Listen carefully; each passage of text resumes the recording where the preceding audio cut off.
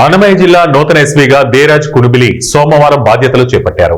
ఆయనను జిల్లా పోలీసు అధికారులు ఘనంగా స్వాగతించారు. జిల్లాలో శాంతి భద్రతలకు విఘాతం కలిగిస్తే సహించమని, అసాంఘిక కార్యకలాపాలకు పాల్పడితే వారిపై కఠిన చర్యలు తీసుకుంటామని హెచ్చరించారు. ప్రజలకు సత్వర న్యాయం అందేలా పనిచేస్తామని, ఫ్రెండ్లీ పోలీసింగ్ అమలు చేస్తామని తెలిపారు. అలాగే రోడ్డు ప్రమాదాలను తగ్గించి మాదక ద్రవ్యాల నిర్మూలనకు ప్రత్యేక చర్యలు చేపడతామని వెల్లడించారు.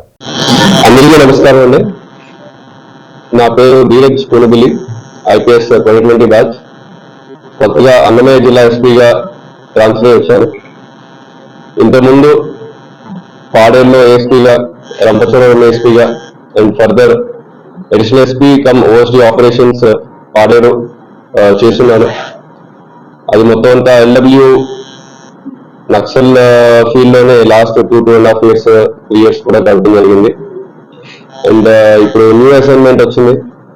సో ఇక్కడ అన్నమయ్య జిల్లాలో కూడా ఉన్న ప్రాబ్లమ్స్ అన్నిటినీ కూడా తెలుసుకొని వాటి మీద వర్కౌట్ చేసి అల్టిమేట్ గా ప్రజలకి శాంతి భద్రతల మేరకు 100% వాళ్ళకి ప్రొటెక్షన్ అండ్ ఆ ఫీలింగ్, సేఫ్ ఫీలింగ్ ఇచ్చేలాగా పోలీసు వాళ్ళతో ఎల్లప్పుడూ ఉంటారని ఈ ప్రెస్ కాన్ఫరెన్స్ వేదికగా తెలియజేస్తున్నాను.